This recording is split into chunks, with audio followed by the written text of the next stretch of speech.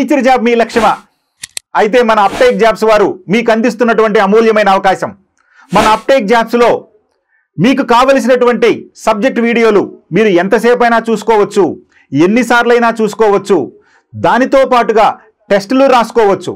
ఎవరైతే teacher job సాధించాలని లక్ష్యంగా పెట్టుకున్నారో, కోచింగ్ వెళ్ళటానికి సమయం లేదనుకుంటున్నారో, లేదా కోచింగ్ వెళ్ళటానికి అంత ధనం వెచ్చించలేమనుకుంటున్నారో, ఇలాంటి సమస్యలతోటి బాధపడేటువంటి విద్యార్థులకు మన అప్టేక్ జాబ్స్ వారు అందిస్తున్నటువంటి అమూల్యమైనటువంటి అవకాశం. అయితే వెంటనే మన అప్టేక్ జాబ్స్ను డౌన్లోడ్ చేసుకోండి. అతి తక్కువ సమయంలో మీకు కావలసిన సబ్జెక్టులను మీకు కావలసినంతసేపు చూసుకుంటూ మీ విజయంలో మన అప్టేక్ జాబ్ను కూడా భాగస్వామి చేస్తారని అందరికీ ఆల్ ది బెస్ట్ చెప్తూ మీ Uptake Jobs. Hi friends, welcome to Uptake jobs.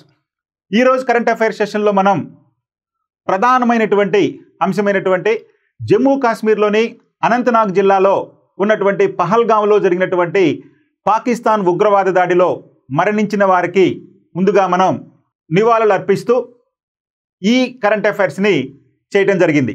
అసలుకి పహల్గాంలో జరిగినటువంటి ఉగ్రదాడికి సంబంధించినటువంటి అంశాల్లో వారు టూరిస్టులను ఎందుకు టార్గెట్ చేసుకున్నారు, అదే క్రమంలో ఉగ్రవాది దాడిని నిరసిస్తూ మన భారతదేశం సింధు నది జల ఒప్పందాన్ని అతిక్రమిస్తూ దానిని నియంత్రించడం అనేది జరిగింది.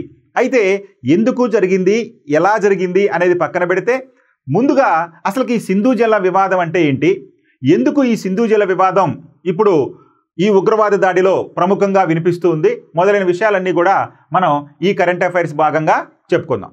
ఈ సింధు జల వివాదానికి సంబంధించి ప్రశ్న ఎట్లా అడుగుతాడో చూద్దాం. When was the Indus Water Treaty signed between India and Pakistan? భారతదేశం పాకిస్తాన్ దేశాల మధ్య సింధు నది జలాల ఒప్పందం ఎప్పుడు జరిగింది? సింధు నది జలాల ఒప్పందం ఎప్పుడు జరిగింది?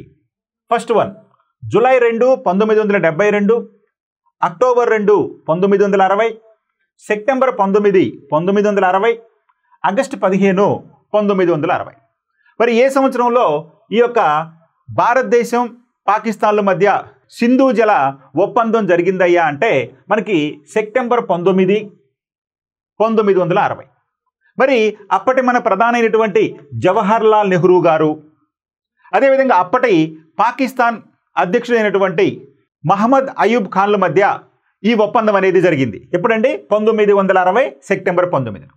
వాస్తవానికి సింధు నదికి అనేక ఉపనదులు ఉన్నప్పటికీ అందులో ప్రధానంగా 5 ఉపనదులు మైదాన ప్రాంతంలో ప్రవహిస్తూ ఆ తర్వాత పాకిస్తాన్లోకి ప్రవేశించి చివరిగా సింధు నదిలో కలిసి ఆ తర్వాత సింధు నది అరేబియా సముద్రంలో కలుస్తుంది.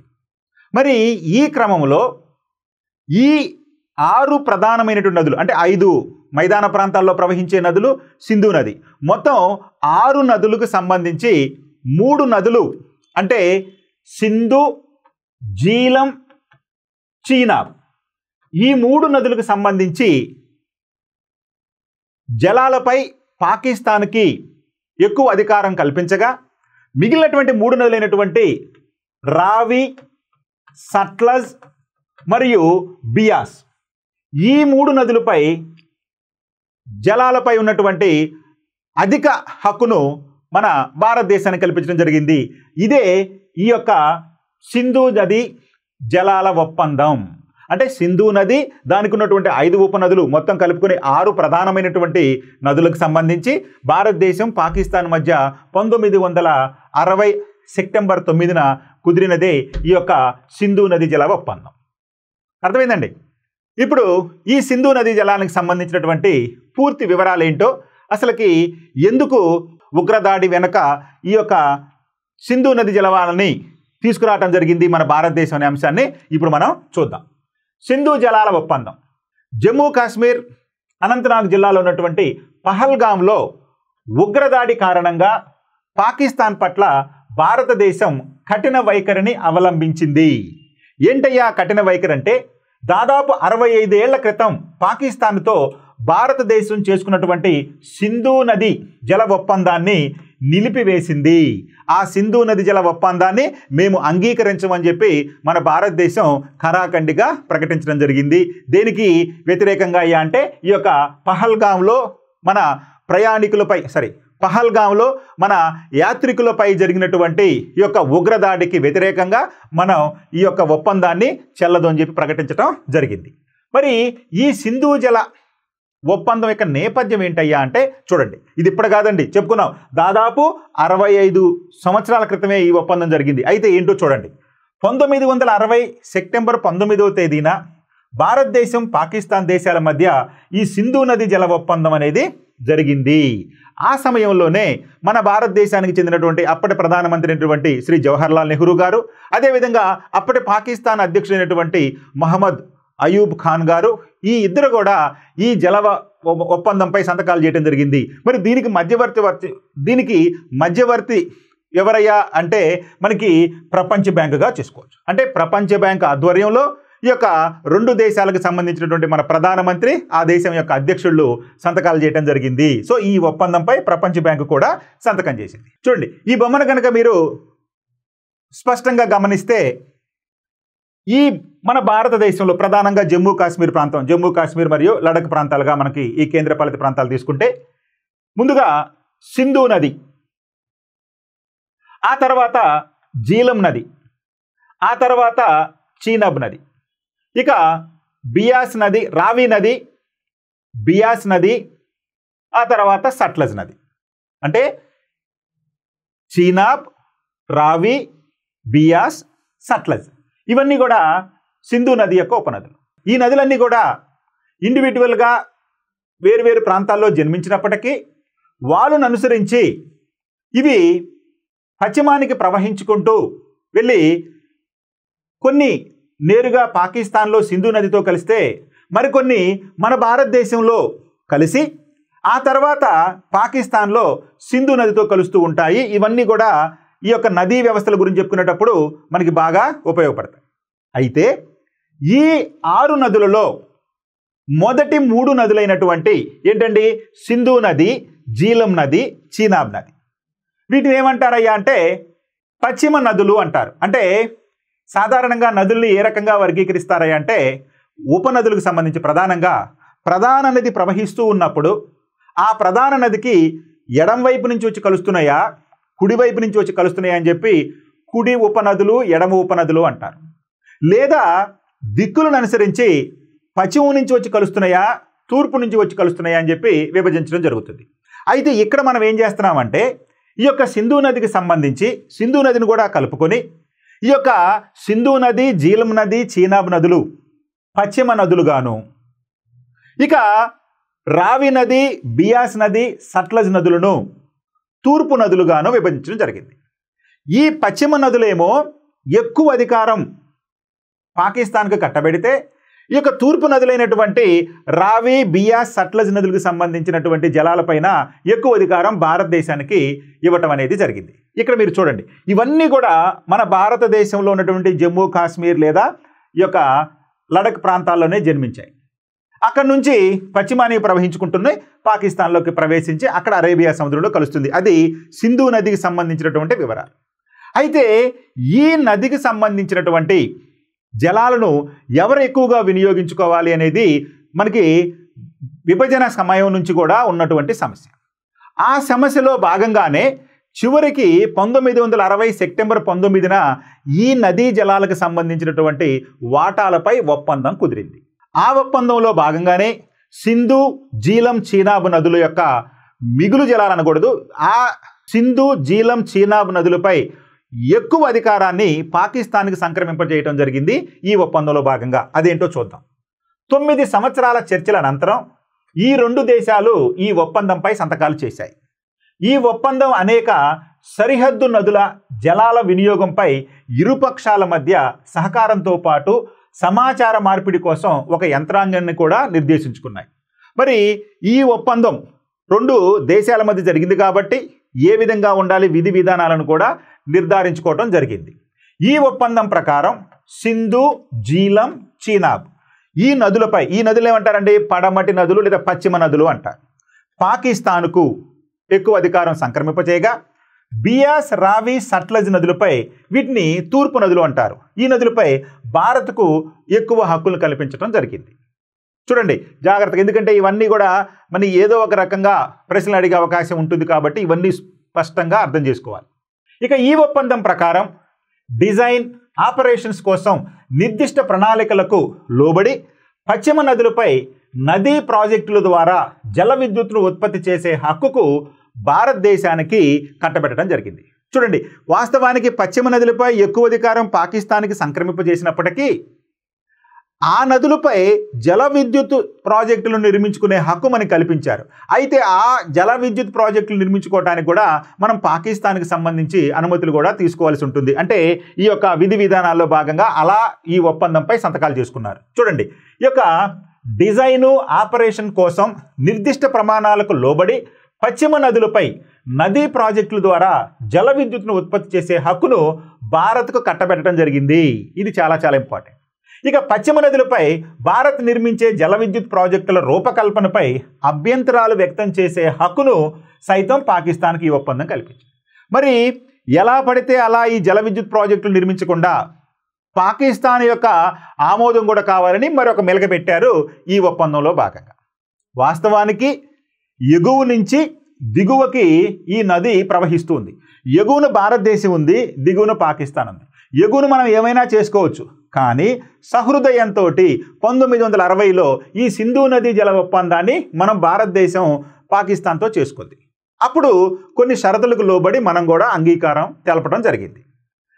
ఇప్పుడు పశ్చిమ నదులైనటువంటి ఈ యొక్క సింధు నది, జీలం నది, చీనాబ్ నదులకు సంబంధించి ఆ నదులపై నిర్మించే జల విద్యుత్ ప్రాజెక్టుల్లో ఈ డిజైన్లు కానీ లేదా ఆపరేషన్స్ కానీ వీటిలో కొంతవరకు మనం పాకిస్తాన్ అనుమతి కూడా తీసుకోవాల్సి ఉంటుంది ఈ ఒప్పందం ప్రకారం. ఇప్పుడు అవన్నీ లేదు తూచని చెప్పి మనం ఆ ఒప్పందాన్ని విరమించడం అనేది జరిగింది. ఎందుకని? ఈ యొక్క ఉగ్రవాద దాడికి సంబంధించి వ్యతిరేకంగా. రైట్. ఇక చూడండి, ఈ ఒప్పందం ప్రకారం ఇద్దరు కమిషనర్లు కనీసం ఏడాదికి ఒకసారి అటు భారతదేశంలో కానీ లేదా పాకిస్తాన్లో కానీ ఎక్కడో ఒక చోట సమావేశం కావాల్సి ఉంది. ఇది ఒప్పందంలో భాగమని. అయితే ఆ క్రమంలోనే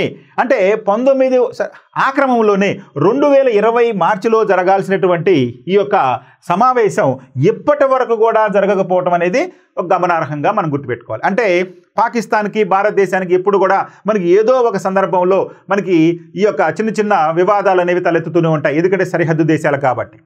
వాస్తవానికి ప్రతి సంవత్సరం జరగాలి ఈ మీటింగ్, కానీ 2020లో జరగాల్సింది 2025 వరకు కూడా ఇంతవరకు జరగలేదు. చూడండి, ఇక్కడ మీరు చూస్తే మనకి ఇది పాకిస్తాన్ ప్రాంతం, ఇది మన భారతదేశానికి సంబంధించినటువంటి ప్రాంతం. ఈ ప్రాంతం నుంచి నదులన్నీ కూడా పాకిస్తాన్లోకి రావాలి. Okay, right. ఇక ఒప్పందంలోని నిబంధనలను కాలానుగుణంగా ఇరు దేశాలోని ప్రభుత్వాల మధ్య ప్రయోజనం కోసం సవరించుకోవచ్చు. అయితే ఆ ఒప్పందంలో మనం చెప్పుకున్నాం, మనకి పరిస్థితులకు అనుగుణంగా కొన్ని సవరణలు కూడా చేసుకోవచ్చు అని చెప్పి ఒప్పందంలోనే పేర్కొనడం జరిగింది. ఈ ఒప్పందంపై అప్పటి భారత ప్రధానమంత్రి జవహర్లాల్ నెహ్రూ, నాటి పాకిస్తాన్ అధ్యక్షుడైనటువంటి మహమ్మద్ అయూబ్ ఖాన్లు సంతకాలు కూడా చేశారు. అంటే ఈ యొక్క సింధు నది జలాలకు సంబంధించినటువంటి ఈ యొక్క హక్కులపై కుదిరినటువంటి ఒప్పందంలో ఎవరెవరు సంతకం చేశారయ్యా అంటే మన భారతదేశం తరపున అప్పటి ప్రధానమంత్రి అయినటువంటి జవహర్లాల్ నెహ్రూ, పాకిస్తాన్ తరపున అప్పటి పాకిస్తాన్ అధ్యక్షుడైనటువంటి మహమ్మద్ అయూబ్ ఖాన్లు సంతకాలు చేయడం జరిగింది. ఇక సింధుపై పట్టు మనకే ఎందుకు పట్టు ఉంటుందండి ఈ జలాలపై అంటే, ఇక్కడ నుంచి చూస్తే ఇక్కడికి సింధు నది, ఆ తర్వాత జీలం నది, చీనాబ్ నది, రావి నది, బియాస్ నది, సట్లజ్ నది, దాదాపు అన్నీ కూడా ముందుగా మన భారతదేశంలో అంటే కాశ్మీర్లో కానీ లేదా లడక్ ప్రాంతంలో కానీ లేదా టిబెట్ ప్రాంతంలో కానీ పుట్టి మన భారతదేశంలోకి ప్రవేశించి ఆ తర్వాతే పాకిస్తాన్లోకి ప్రవేశిస్తున్నాయి.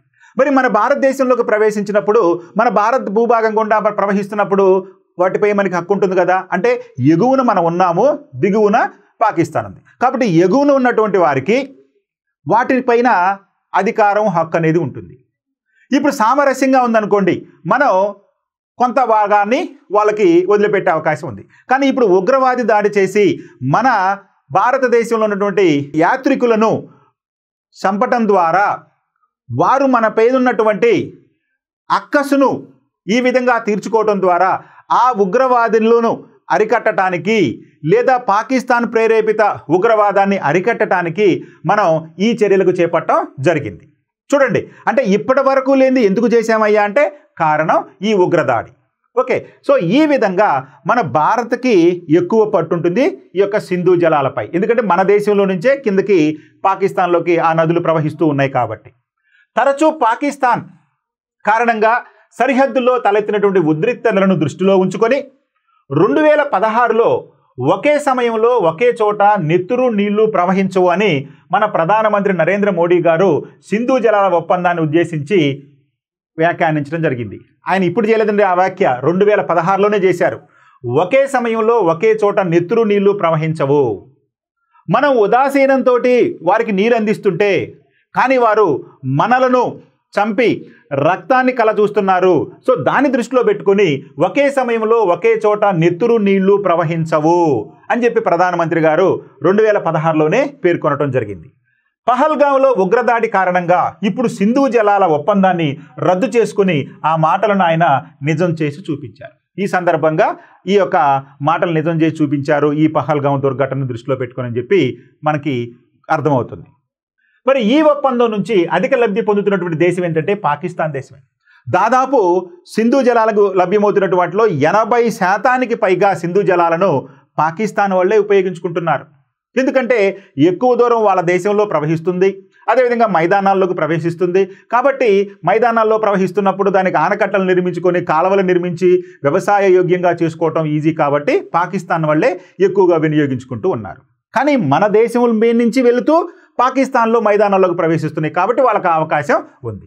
మరి నదీ ప్రవాహానికి దిగువన ఉన్న సింధు జలాల్లో 80% పాకిస్తాన్ వాడుకుంటుంది. భారతదేశం నీటి ప్రవాహానికి ఎగువన ఉన్న, చూడండి మనం నీటి ప్రవాహానికి ఎగువన ఉన్న ఏ దశలోనూ పాకిస్తాన్కి వెళ్ళే జలాల ప్రవాహాలను అడ్డుకోవడం లేదు. ఈ విషయంలో ప్రపంచంలోనే శాంతియుత పంపకాలు జరిగిన అతిపెద్ద ఒడంబడికగా ఈ యొక్క సింధు నది జల ఒడంబడిక అనేది చరిత్ర సృష్టించింది.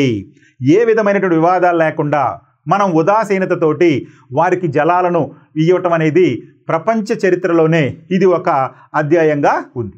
రైట్, ఇక పంపకాల తీరు చూస్తే సింధు జలాల అత్యధికంగా పాకిస్తాన్లోనే ప్రవహిస్తున్నట్టు కనిపిస్తుంది. అంతే కదా, ఎక్కువ ప్రాంతం పాకిస్తాన్లోనే ప్రవహిస్తుంది.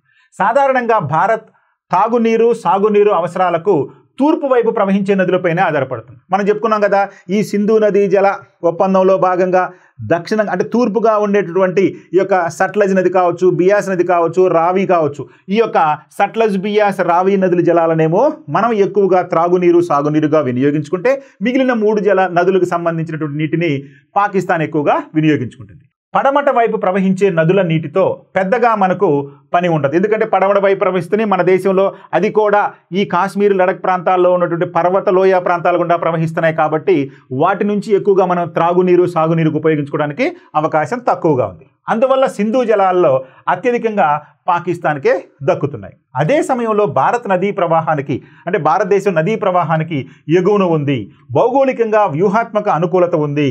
కోరుకుంటే పాకిస్తాన్కు జలాల ప్రవాహాన్ని అడ్డుకోవచ్చు. మరి అంతే కదా, మన వైపు నుంచి వెళ్తున్నాయి, మన మీద నుంచి వెళ్తున్నాయి కాబట్టి మనం కోరుకుంటే వాటిని అక్కడే నిలుపు చేయొచ్చు. కానీ అలా మనం చేయలేదు.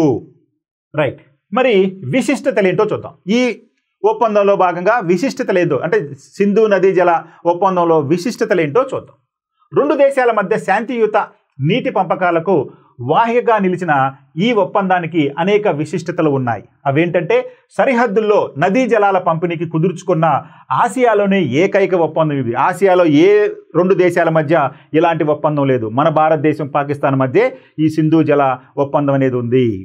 ఇక 1965 1971లో భారతదేశానికి పాకిస్తాన్కి యుద్ధాలు సంభవించినప్పుడు కూడా 2 యుద్ధాలు జరిగాయి. కానీ ఈ సింధు జలాలు కమిషన్ జల వివాదాల పరిష్కారానికి ఆ సమయంలోనూ నిలిపివేసింది లేదు. సో ఈ విధంగా 2 సార్లు భారతదేశంపైకి పాకిస్తాను ఈ యొక్క యుద్ధ ప్రేరేపిత వాతావరణం కలిగించి 1965 1971లో చేసినా కానీ అప్పుడు కూడా ఈ సింధు జల ఒప్పందాన్ని మనము దాటలేదు. ఇక భారత పార్లమెంటుపై 2001లో ఉగ్రవాద దాడి జరిగింది. 2019లో పుల్వామాలో జరిగినటువంటి జవాన్లపై జరిగినటువంటి పాక్ ముష్కరుల సంఘటన సందర్భం కూడా మనం ఈ యొక్క సింధు జల ఒప్పందాన్ని అతిక్రమించలేదు. అయినా ఒప్పందం నుంచి భారత్ బయటికి రాలేదు. కనీసం ఒప్పందాన్ని సమీక్షించాలంటూ అంతర్జాతీయ ఒప్పందాలను పర్యవేక్షించే వియన్నా కన్వెన్షన్ను కూడా మనం ఆశ్రయించలేదు. చివరికి పహల్గాంలో దాడికి కారణంగా సింధు నది జల ఒప్పందంపై చర్య తీసుకోక తప్పలేదు. అంటే ఎన్ని దుశ్చర్యలు పాల్పడినా 1965-71లో యుద్ధాలు వచ్చిన, ఆ తర్వాత కార్గిల్ యుద్ధం జరిగిన, ఆ తర్వాత పుల్వామాలో మన జవానులపై వాళ్ళు కర్కశంగా దాడి చేసిన, లేదా మన పార్లమెంటుపై దాడి చేసిన ఏ సందర్భంలో కూడా ఈ యొక్క సింధు జల ఒప్పందాన్ని మనం అతిక్రమించలేదు. చివరికి పహల్గాంలో జరిగినటువంటి దుర్ఘటనతోటి మనం విసికి వేసారి ఈ ఒప్పందాన్ని అతిక్రమించడం జరిగింది. సో ఇవన్నీ కూడా ప్రపంచ దేశాలకు మన భారతదేశం ఎంత ఓర్పు పట్టిందో చూపిస్తానికి నిదర్శనాలుగా ఉన్నాయి. Thank you.